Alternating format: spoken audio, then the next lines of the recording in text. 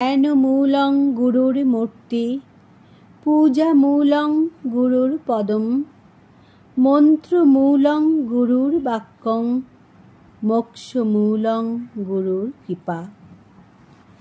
শ্রীমৎ স্বামী সেবানন্দ সরস্বতী মহারাজজির চরণে জানাই শতকোটি প্রণাম। গুরু সেবানন্দ সরস্বতী মহারাজজির লেখা থেকে পাঠ। অপরের সুখ দেখিয়া যারা দুঃখ পায় তারা জীবনে কোনো দিনও শান্তি পায় না।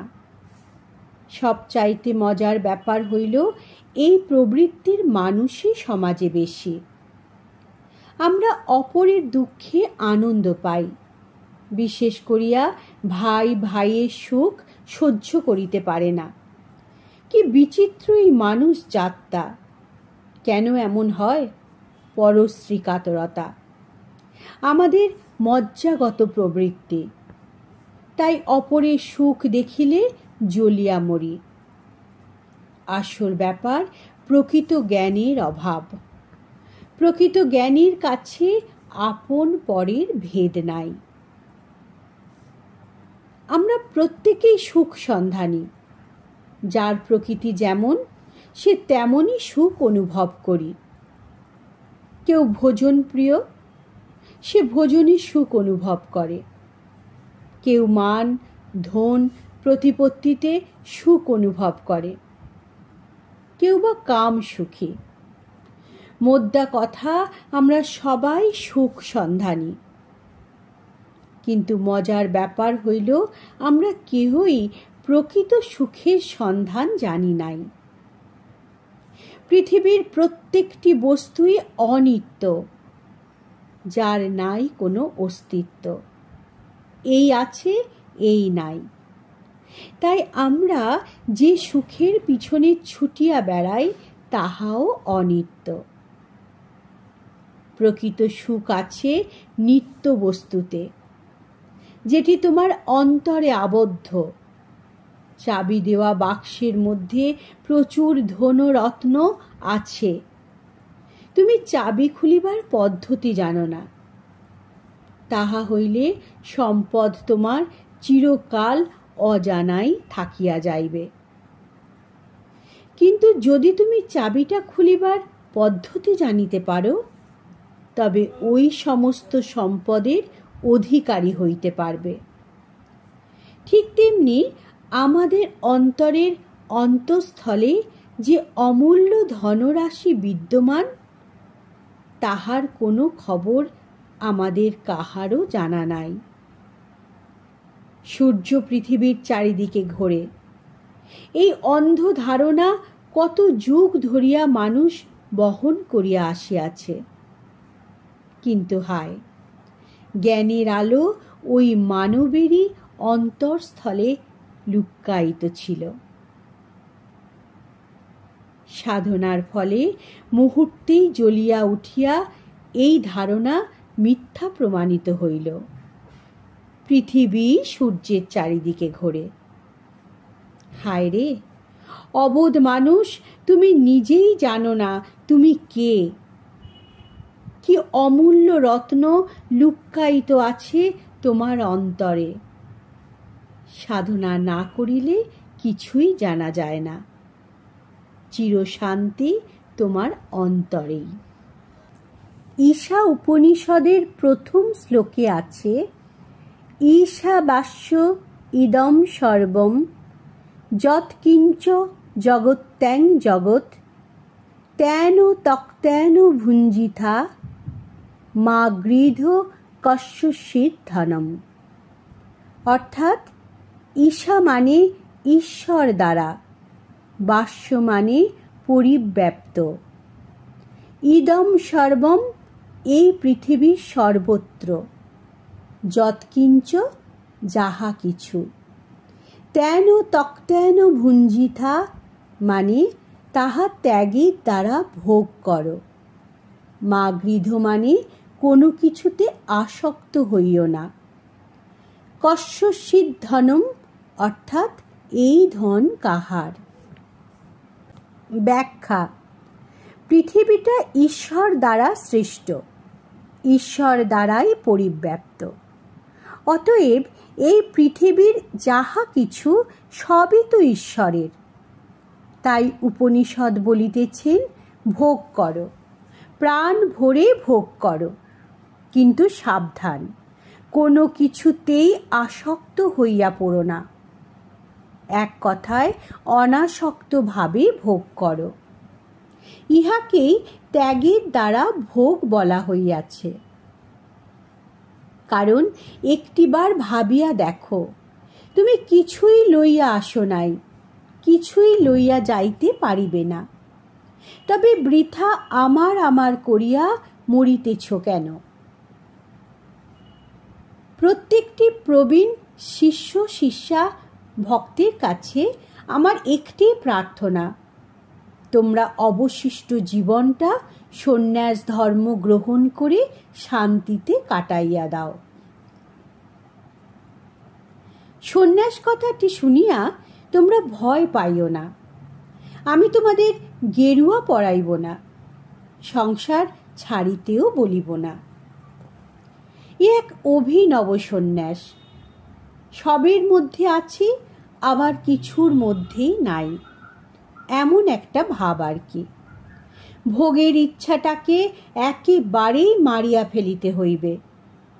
কেবল জীবন ধারণের জন্য যতটুকু প্রয়োজন তার বেশি মোটেই নয়। কেবল সেবা করো, প্রয়োজনের অতিরিক্তটুকু সঞ্চয় করিয়া সৎ পাত্রে সৎ ক্ষেত্রে দান করো। ইহাতে তোমার চিত্ত শুদ্ধি হইবে এবং তুমি অতি সহজেই আধ্যাত্মিক জগতে অনেকটাই অগ্রসর হইতে পারিবে। কথায় কিছুই হইবে না, সেবানন্দের কথা শোনো এবং যথাযথ পালন করিয়া দেখো। যদি আশানুরূপ ফল না পাও, তবে প্রাণ ভরে আমাকে অভিশাপ দিও, তাহাতে আমার কোনো দুঃখ নাই। কত বড় বড় ব্যাধিতে কত শত শত টাকা ব্যয় হইয়া যায়, তার চাইতে ওই অর্থের যৎ সামান্য যদি সৎপাত্রে দান করিতে পারো, তবে অপার আনন্দ পাইবে। দুর্লভ মনুষ্য জনম পাইয়া যাহারা ঈশ্বরের নাম না করে, তারাই মহাপাপী। তাহাদের মুখ দর্শন করাও পাপ। সারাটা দিন পশু পাখি জন্তু জানোয়ারের মতো পেটের জ্বালায় ঘুরিয়া মরে, কিন্তু একটি বারও ঈশ্বরের নাম স্মরণ করে না। এ হেন জীবন ধিক। যার কৃপায় গাড়ি বাড়ি বিষয় বৈভব মান যশ প্রতিপত্তি লাভ করলাম, তার কাছে কৃতজ্ঞতায় মাথা নত হইল না। কত বড় পাপ বলতো! কি অকৃতজ্ঞই মানুষ জাতটা! তাই সেবানন্দের কথা শোনো। জীবনের বাকি যে কটা দিন আছে, সকল প্রকার ভোগ বিলাস ছাড়িয়া কেবল ঈশ্বর সেবায় রত হও।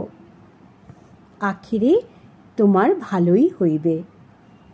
তুমি অনায়াসে মৃত্যুর শিরে পদাঘাত করিয়া ইহ জগৎ হইতে চলিয়া যাইবে।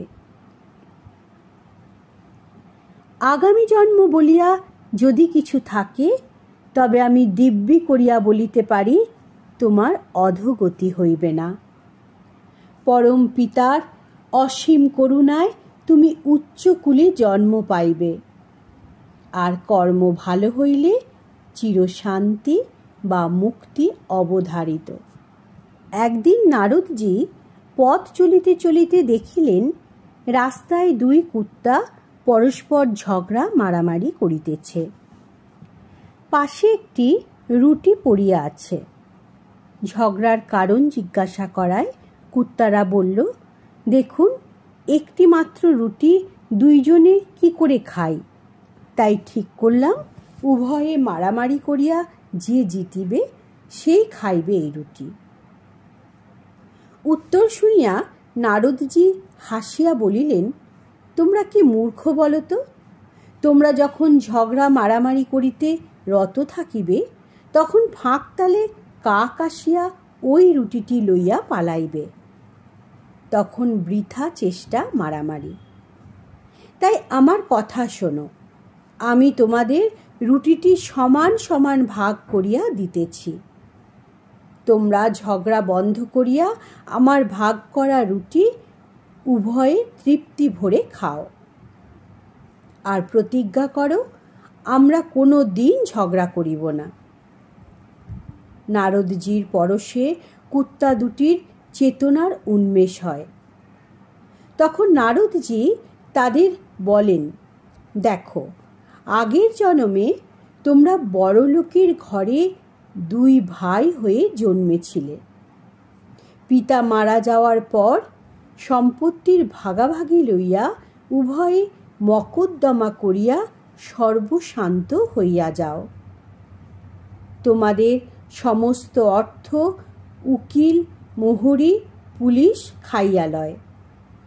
ফলে পরিবারের সমস্ত লোক অনাহারে মারা যায়।